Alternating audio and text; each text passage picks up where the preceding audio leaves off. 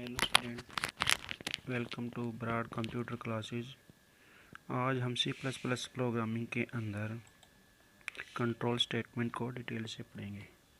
सबसे पहले क्या होता है कंट्रोल स्टेटमेंट, होती क्या है। जैसे कि नाम से ही पता है, कंट्रोल मतलब इसको एक स्पेशल तरह की कंडीशन या ब्रांचिंग फैक्टर होगा जिसके अंदर हम इसको कंट्रोल लगा के उस स्टेटमेंट और ब्लॉक ऑफ स्टेटमेंट को कंट्रोल करेंगे।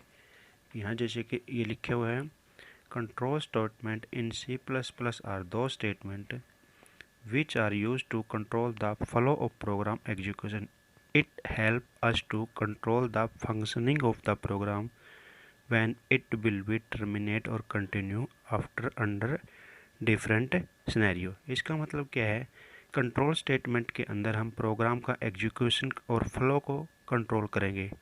ये क्या करते हैं, हमें प्रोग्राम या स्टेटमेंट की फंक्शनिंग को कंट्रोल करने के लिए हेल्प करती है। हमें पता चलता है कंट्रोल स्टेटमेंट से कि हमारी स्टेटमेंट कब टर्मिनेट होगी और कब ये कंटिन्यू चलेगी। ये डिपेंड होगा कौन सी हमने कंडीशन या कंट्रोल स्टेटमेंट दी है। उसके बाद type of control statement. Control statement basically तीन तरह से की होती है। पहला है, जो पहली कंट्रोल स्टेटमेंट हमारी है वो है सीक्वेंस। सीक्वेंस का मतलब है स्ट्रेट लाइन। दूसरी हमारी कंट्रोल स्टेटमेंट है सिलेक्शन, ये होता है ब्रांचिंग फैक्टर, मल्टीपल ब्रांचिंग और सिंगल ब्रांचिंग। तीसरी हमारी कंट्रोल स्टेटमेंट वो है लूप स्टेटमेंट। लूप का मतलब है इटरेशन, या जैसे कोई भी लूप कंटिन्यूसली एक चीज़ें बार बार रिपीट हो उसको लूप भी बोलते हैं। सबसे पहली वाली कंट्रोल स्टेटमेंट जो हमारी है वो है सिलेक्शन स्ट्रक्चर। सिलेक्शन स्ट्रक्चर का मतलब क्या होगा, इसका मतलब क्या होगा सिलेक्शन स्ट्रक्चर का।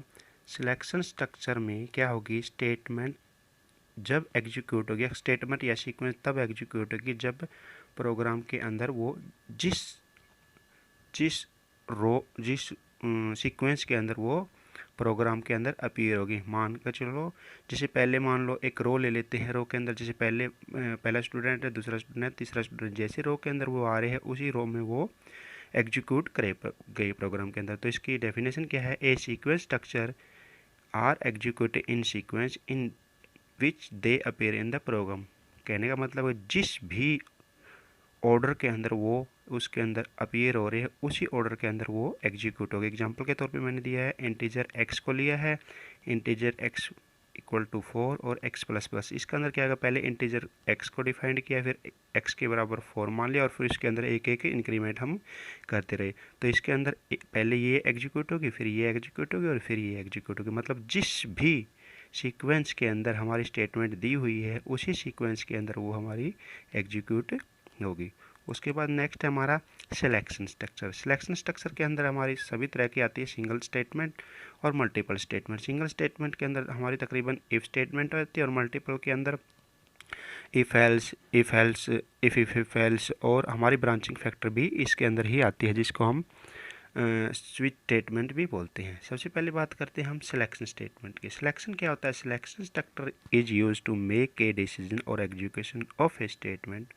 Block of statement is based on selection. इसका मतलब कि कोई हमारी स्टेटमेंट एग्जीक्यूशन की स्टेटमेंट किस पे डिपेंड होगी, किसी भी सिलेक्शन पे।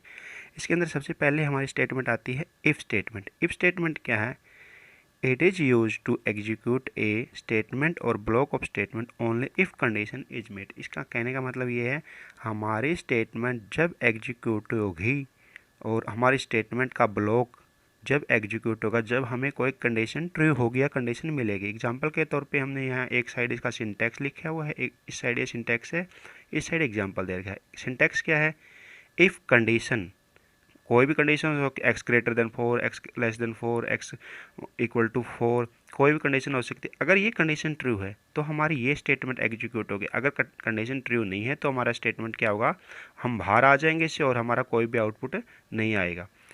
एग्जाम्पल के तौर पे इफ़ x इक्वल टू 2, अगर हमारा x 2 के बराबर है तो हमारा क्या होगा, हाउ आर यू प्रिंट होके आ जाएगा। अगर हम यहाँ 3 दे देते हैं, x3 मान के चलो, तो हमारा कोई भी आउटपुट नहीं होगा और हम इससे बाहर आ जाएंगे। ये हमारी if simple if statement.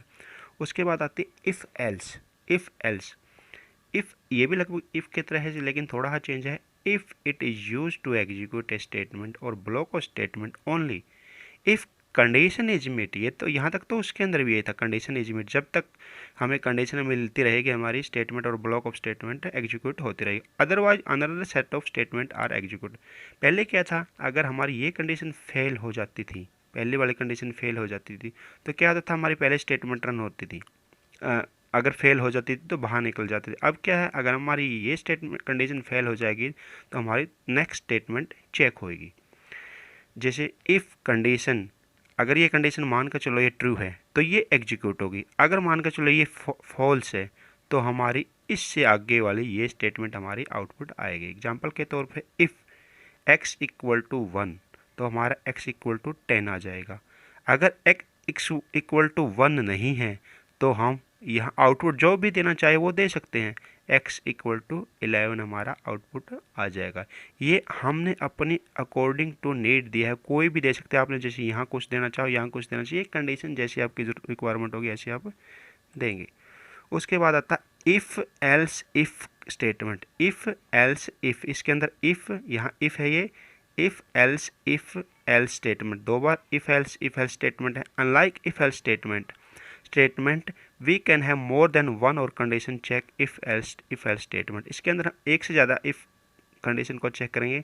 Example के तौर पर जैसे ये कंडीशन मान कर चलो ये ट्रू है तो ये एग्जीक्यूट हो गई, अगर ये ट्रू नहीं है तो एक और कंडीशन, ये कंडीशन चेक होगी, अगर इस कंडीशन के अंदर ये ट्रू है तो ये स्टेटमेंट एग्जीक्यूट होगी, अगर ये फॉल्स है तो ये वाली स्टेटमेंट एग्जीक्यूट होगी। एग्जांपल के तौर पर देख लेते हैं हम, इफ़ x इक्वल टू 1, अगर x इक्वल टू 1 है तो ये एग्जीक्यूट होगी, अगर मान लो x इक्वल टू 1 नहीं है तो उसके अंदर क्या होगा, इफ़ x इक्वल टू 5 है तो हमारी इंक्रीमेंट होगा इसके अंदर, अगर x इक्वल टू 5 ही नहीं है तो हमारा क्या होगा, x इक्वल टू 1 होगा। इसका मतलब क्या है, पहले में एक कंडीशन चेक होगी, अगर ये फॉल्स कंडीशन, शुरू में कंडीशन फॉल्स होगी तो सेकंड कंडीशन चेक होगी, सेकंड कंडीशन के अंदर दो स्टेटमेंट, या तो स्टेटमेंट ये एग्जीक्यूट होगी या ये एग्जीक्यूट होगी।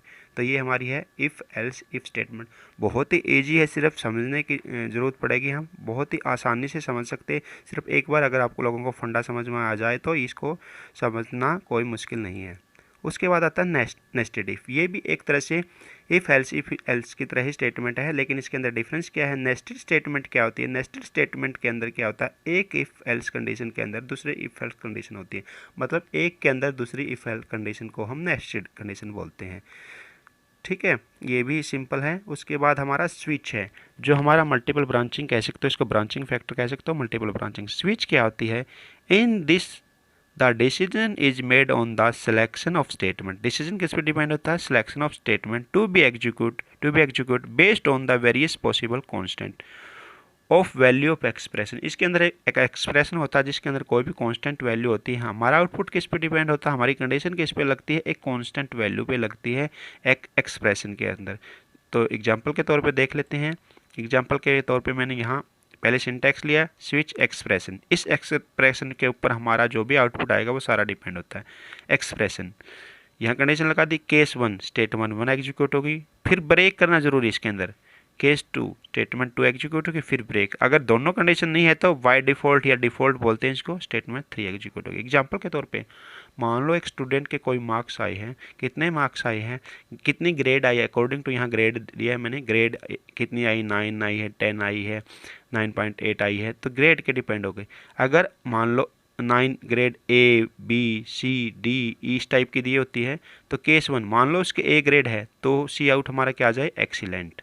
ठीक है, और एंड एल एन लाइन, और इसको ब्रेक करना ज़रूरी होता है। उसके बाद केस 2 अगर मान लो B आ जाती है उसके B ग्रेड तो वेल डन और एंड एल एन सेमीकोलन, और अगर इनमें से कोई नहीं आती है, मान लो D या E आ जाती है तो बाय डिफ़ॉल्ट वो क्या आएगा, सी आउट उसका इनवैलिड ग्रेड और एंड एल एन, और हमारी क्या होगी, ये बंद हो जाएगी। तो आई होप आप लोगों को ये समझ में आया होगा। ये हमारा कंट्रोल स्टेटमेंट बहुत ही इजी है, आप लोगों को इससे क्या करना है, इसकी प्रैक्टिस करना और नोट्स भी तैयार करना है। Thank you for watching.